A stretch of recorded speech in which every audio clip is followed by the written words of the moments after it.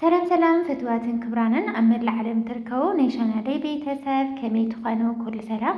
እግዚአብሔር ይመስገን በወገነይ ሰላምዬ ንስሓትኩም እውን በብዛለኹምዎ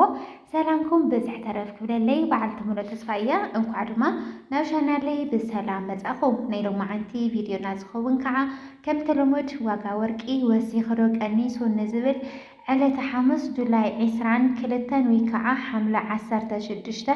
ይዝኸውን ዘሎ እስካዕ ቪድዮ ፍጻመ ንኽትከታተሉ በአኽብሮት ይዕድም ቻናለይ ሓደሽቲ ዝኾንኩም ሰብስክራይብ ነባራት ዝኾንኩም ከዓ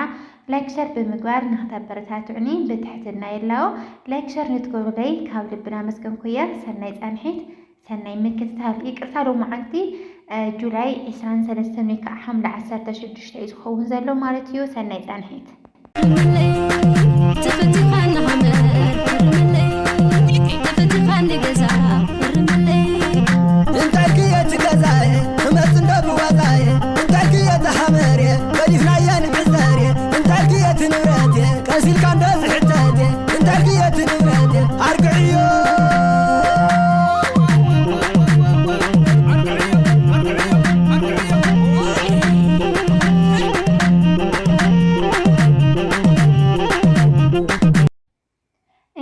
ክብራት ሕዋተይ ተመሊስና ተራኺብና ኔና በመጀመሪያ ንሪኦ በዓል 14 ካራት ክኸውን በዓል 14 ካራት ብናይ ኢትዮጵያ ብሔራዊ ባንኪ ዝወፀ ዋጋ ናይ ሓንቲ ግራም ወርቂ ብናይ አሜሪካ ዶላር ማለት እዩ ብ77.40 ሳንቲም ዶላር ክሽየጥ ከሎ ብናይ ኢትዮጵያ ገንዘብ ከዓ ብ12382 ቅርሽን እናተሸየጠ ውዒል ኣሎ أنا كبرات حواتي مسنايت مالك نرى خلنا ورق لومعنتي وسخارينا نيو بدولار لعلي كلتا دولار وسخارينا خلو بنايتي بأجنزب دوما لعلي 300 قرشي أكبابي 350 أكبابي وسخارينا نيو لومعنتي ورق وسخا وعلانها كأسئلنا نريو بعال 15 كاراتي كون 15 ካራት ብናይ ኢትዮጵያ ብሔራዊ ባንኪ ዝወፀ ዋጋ ናይ 1 ግራም ወርቂ ብናይ አሜሪካ ዶላር ብ82.95 ሳንቲም ዶላር ክሽየጥ ከሎ ብናይ ኢትዮጵያ ገንዘብ ከዓ ብ13225 ቅርሽን እዩ ክሽየጥ ውዒል ዘሎ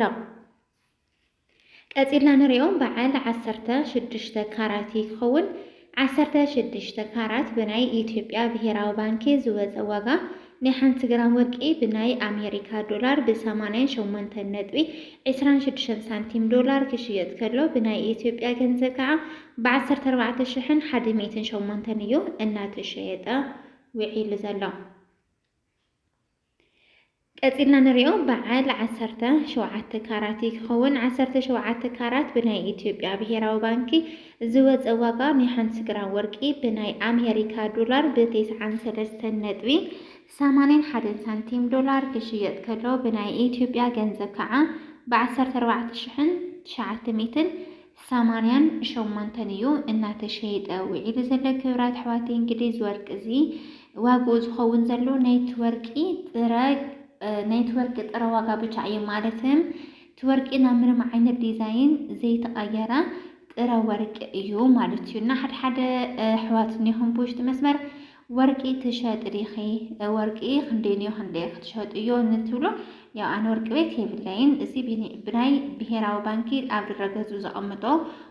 ዋጋ ወርቂ ክኸውን ከሎ ግን ድማ ትወርቂ ናብ ምንም ዓይነት ዲዛይን ዘይተቀየረ እዩ ማለት እዩ ንዑ ይቅናሽ ዝኸውን ዘለበር ትወርቂ ዲዛይን ጌርካ ንኽትሰርሕ ኣብ ግለሰብ ኣብ ደገ ተስርሖ ከለኻ ናይ መንግስቲ ቫት ትኸፍሎን እዩ 15% ትወርቂ ዲዛይን ገይሮም ንኽሰርሕዎ ከከም ዲዛይኑ ይውስኽ ይቕንስ ካብኡ ናይ ሰራሕተኛ ናይ ገዛ ክራይ ናይ ሓደ ነገር ይውስኽ እዩ ማለት እዩ ካብቲ ኣነ ዝነገርኩም ዘለኹ ብደገ ናይቶም ዘልኩኹም ማተርያላት ይውስኽ እዩ ቀፂልና ንሪኦ በዓል 17 ካራት ክኸውን 17 ካራት ብናይ ኢትዮጵያ ብሔራዊ ባንኪ ዝወፀ ዋጋ ናይ 1 ግራም ወርቂ ብ93.81 ሳንቲም ዶላር ክሽየጥ ከሎ ብናይ ኢትዮጵያ ገንዘብ ከዓ ብ14988 እዩ ክሽየጥ ውዒል ዘሎ ቀፂልና ንሪኦ ብጣዕሚ ተፈላጥነትን ተፈታውነትን ዘፍረየ ዓይነት ካራት በዓል 18 ካራት እዩ 18 ካራት ብፍላይ ድማ ብበዝሒ ሰብ ዝጠልቦ ማለት እዩ ኣብ ውጪ ኣብ ዓረብ ሃገራትና በአሜሪካ በአውሮፓ ሃገራት ብጣዕሚ ተጠላብነት ኣለዎ ማለት እዩ። ኢትዮጵያ እንግዲህ ያው መብዛሕትኡ ማሕበረሰብ ቅንስ ዘበለ እዩ ዝገዝእና ብፍላይ 18 21 22 24 ግን ብውጭ ብጣዕሚ ተጠለብቲ ወይ ከዓ ተፈተውቲ እዮም እና 18 ካራት እንግዲህ ካብ ኩሎም ዓይነት ካራት ፍሉይ ዘብሎ እንታይ እዩ ብሰለስተ ዓይነት ሕብሪ ጌርካ ትሰርሖ ዓይነት ካራት እዩ ብጣዕሚ ጠንካራ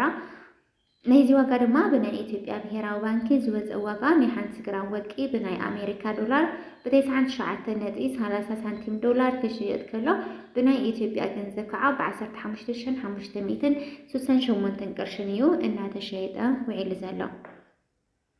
ቀፂልና ንሪኦም በዓል 19 ካራት ክኸውን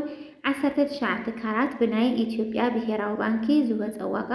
ናይ 1 ግራም ወርቂ ብናይ ኣሜሪካ ዶላር ብ104.80 ሳንቲም ዶላር ክሽየጥ ከሎ ብናይ ኢትዮጵያ ገንዘብ ከዓ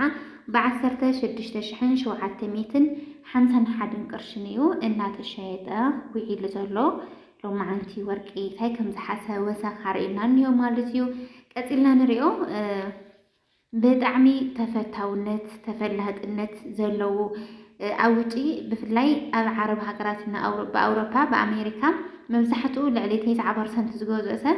21 ካራት እዩ ማለት እዩ። 21 ካራት ብናይ ኢትዮጵያ ብሄራዊ ባንኪ ዝወፀ ዋጋ ናይ 1 ግራም ወርቂ ብናይ ኣሜሪካ ዶላር ብ115.85 ሳንቲም ዶላር ክሽየጥ ከሎ ብናይ ኢትዮጵያ ገንዘብ ከዓ ብ18,516 ቅርሽን እዩ ክሽየጥ ውዒሉ ዘሎ። እንግዲህ ክብራት ኣሕዋተይ ጥረ ወርቂ ማለተይ እዚ ትሪእዎ ኣለኹም ወርቂ ዘውፅዎ ዘለዉ ካብ ትሕቲ መሬት ፍሒሮም ማለት እዩ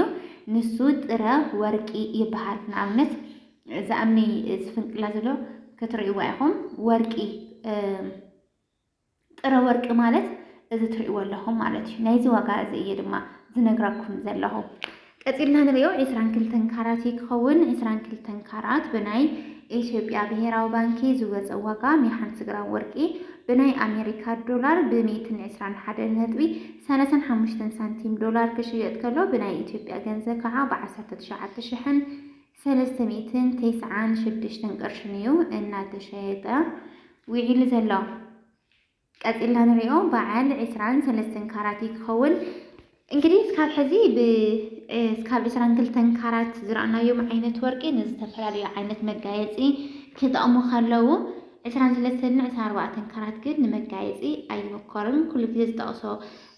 ዘረባ እዩ። ምክንያቱም 23 24 ካራት ብወርቂ ብቻ ስለዝሰርሑ ሱስ ነገር እዮም ብቐሊሉ ይውሕጨሩን ይብጦሱን ይበላሸውን እዩምና እዚኦም ንኢንቨስትመንት ወይ ከዓ ንካፒታል መዕበይ ገንዘብኩም እዮም ዝጠቕሙ ማለትም ወርቂ ቀንስ ከሎ ተቐማጢ ገንዘብ ተልኢኩም ናብ ወርቂ ቀይርኩም ትሕሪ ኣሚትኩሞ እቲ ወርቂ ክኸብር ከሎ ክትሸጥዎ ከለኹም ያው ተጠቀምቲ ትኾኑ ኣለኹም ማለት እዩ። 23 ካራት ብናይ ኢትዮጵያ ብሄራዊ ባንኪ ዝወፀ ዋጋ ናይ 1 ግራም ወርቂ ብናይ ኣሜሪካ ዶላር ብ126.20 ሳንቲም ዶላር ክሽየጥ ከሎ ብናይ ኢትዮጵያ ገንዘብ ከዓ ብ20,275 ቅርሽን እዩ እናተሸየጠ ውዒሉ ዘሎ። ቀፂልና ንሪኦ 24 ካራት ክኸውን ወይ ከዓ በዓል ሓደ ውቅዒት በዓል 24 ካራት ብናይ ኢትዮጵያ ብሄራዊ ባንኪ ዝወፀ ዋጋ